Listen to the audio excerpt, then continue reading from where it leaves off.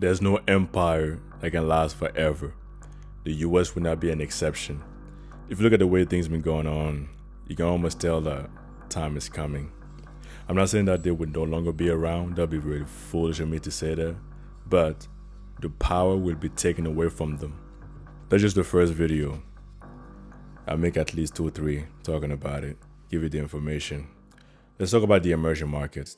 A lot of companies are choosing to establish themselves over there because the environment is welcoming. Less taxes, less regulations, the low cost. If I have a company and in order to operate in the US or Canada, let's say I have to pay 20% in taxes, and in this country and only have to pay 5%. And it's very cheap for me to hire people, just to build a company in general. It's not too much regulations. You cannot do this, you cannot do that. This is not clear. Oh, we have to go to court. Super simple. Where do you think I'll go to build my company? Exactly. And depending on where you are, you might be able to invest in some startup companies when it comes to the emerging markets. The reason why I say depending on where you are is because a couple of years ago, I was trying to buy some startup companies on a platform, but because I live in Canada, I wasn't able to, right? Because of the regulations. And even by using the VPN, I wasn't able to. It's crazy. I lost good opportunities to make money because of stupid regulations. See what I mean? Regulation is really crucial when it comes to companies and investors. And also the cycle of fiat currency. There's no fiat currency, if you look at the history, that was able to last a very long time. They come and they go. One good example is to analyze the Roman Empire. At the beginning, they were really prosperous. And they started to expand, meaning military expansion. They needed money to fund their army. And at the time, they were using gold coins. And what they were doing, they were melting the gold and adding a little bit more copper into it. Currency debasement. So let's say you go to the store to buy a loaf of bread. That usually costs 1 gold coin to buy the loaf of bread. Now you go with the new coins in circulation, the copper coins, less valuable than the gold coins, of course. Now you need 7 of them to buy the same loaf of bread. And little by little, it starts to cause inflation. People start to lose faith in it. And over time, the system crumbles. I'm not saying that's the main reason why the empire collapsed, but it's for sure one of them. And when you look at today, the fiat currency, US fiat currency, it just make-believe. It's not backed up by anything. That's why a lot of people say cryptocurrencies are make-believe. It's people saying things, believing in things. That's the reason why the price is high. But the US currency, the Federal Reserve, and the big banks, it's one of the biggest circuits ever. These people to print money, send it to their friends. It's not pegged by anything. I think it was 1971 under the President Nixon that the US got off the gold standard. But it's not backed up by anything. You can argue and say that, oh, it's not only in the US, it's everywhere in the world. Yes, it's everywhere in the world, but the US is the powerhouse. That's where shit is happening. See what I mean? But the Federal Reserve is big as guys are big jokers. How much these people printed during the lockdown? And nowadays, not even printing. They're just typing numbers on a computer, sending the money to their friends indirectly by investing and pumping stocks and cryptos, sending money to their friends, give you a little bit of checks to make you happy. But the money ends up going to those big guys because you're spending all your money over there, right? That's what I'm saying.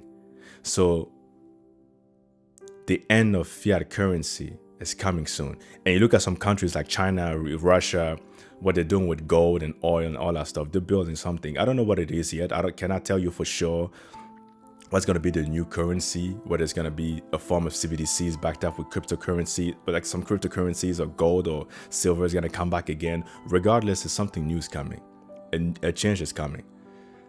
And US will not be the leader in this one. It's not going to be. The emerging markets are leading. And when you look at what's happening over there, you buying the iPhones, those people are manufacturing the iPhone. You buying the clothes and everything like that. Those people are building what you're using. The TV, the refrigerator, the microwave.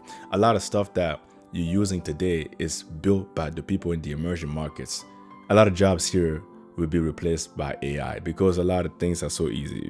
Especially if you're the type of person who can sit down behind a computer the whole day to write things and type things, you'll be replaced. Y'all be one of the first ones to go. I'm not saying this to make fun of people. I'm just saying you to inform you, to give you the message. I don't care what you do in life or the type of job you do. I'm not here to mock people. That's not my job. I'm just give you the information to let you know this is what's coming. If you don't take actions right now and change, it might be too late. And when you get there, it's going to be painful because a lot of people derive meanings from their jobs, right? So I'm this, I'm a nurse, I'm this and that, right? A lot of people do that. I'm not saying this is the best way to do it. That's up to you.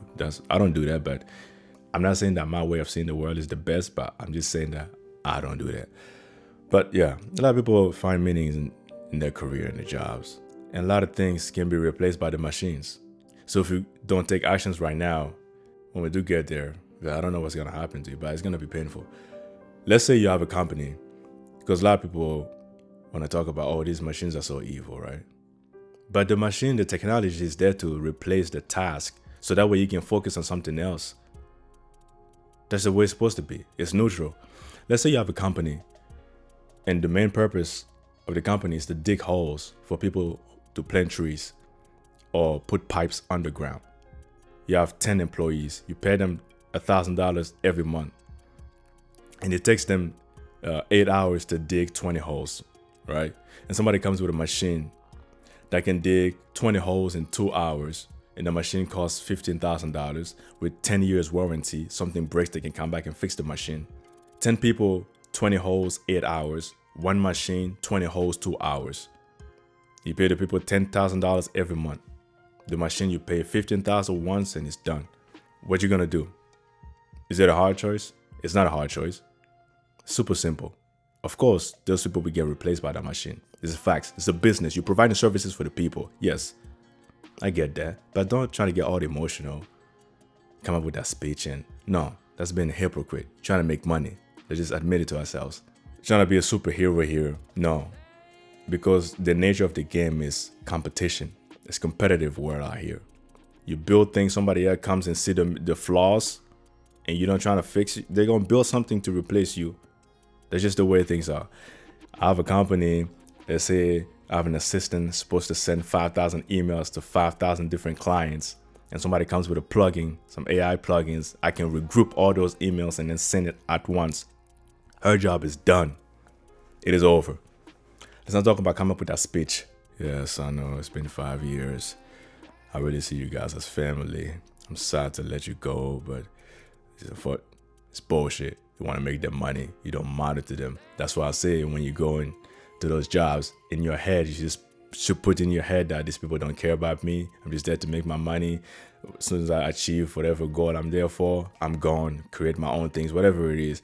But if you're the type of person trying to look for a company, stay there forever, unfortunately, I cannot speak from that perspective because that's not me. I'm not saying this to put shame on you, but I cannot speak on something that I don't know much about. That's not me. That's not the way I operate.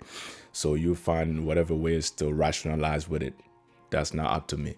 So that's what I'm saying. A lot of jobs will be replaced by the so-called AI. And now, what you gonna do? You're gonna lose yourself in the metaverse that's coming? You're gonna start taking a lot of drugs and alcohol because you feel sad, I lost my job, there's nothing else, I don't know what else to do. But the information was given to you, but you decide to ignore it. So now that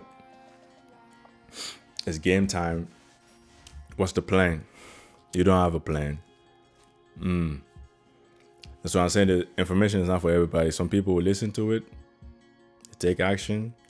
Some people will listen to it, they criticize it, do negative comments, and they don't do nothing productive. Well, regardless if you take action or not, like it doesn't change my life. I'm just giving you the information. Like it literally doesn't change my life. If you like, if I tell, for example, I remember telling a couple of friends about some projects that didn't invest their money into. I'm not forcing them to invest. I'm just telling you, hey, pay attention to this one. It's going up. This is the reason why I believe that this project might be a good one. I'm not forcing you to invest, but just look at it. They don't look at it. They don't care. Go at the regular routine. The price going up is, oh, you saw that one? Yeah, that's the same project I talked to you about months ago. What do you think I should do now? It's like, oh, man, that was months ago. Like, I don't know. You might put your money in and it goes down, but You won't make the same profit somebody who put the money in months or years ago. It's just impossible, right? That's what I'm talking about. Some people would not take action. Out of 10 people, maybe 1 or 2. The rest be passive. I don't know if that would be you. I'm just saying a lot of jobs would be replaced by AI. If what you're doing is super easy that pretty much anybody can do, like, I'm sorry to tell you, but it's just the way things are. It's not hard to see it, man. It's really not hard.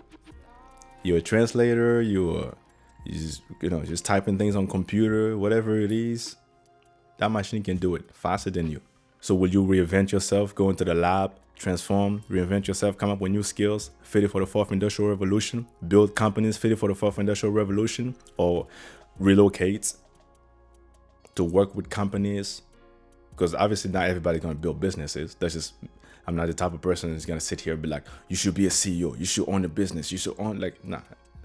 There's not everybody in the world would not own businesses. Everybody in the world would not be investors, and it's not going to happen, man. Like, it's got all this ego thing out. People walk around with flexing with luxury cars and like, everybody should be like me. It's like, my man, not everybody's gonna build businesses, man. Let's just admit it to ourselves. All right. So, or you want to relocate or work with a company who's already on the path of success. You know, there's plenty of opportunities. If you look at it, depending on what you want to do. Really out here. If where there's a will, there's a way. If you see it coming in, you see it as a threat, whatever. I've been doing this thing for the past 10, 15 years, and I feel like I'm at risk. Oh, you better do something because it's coming fast.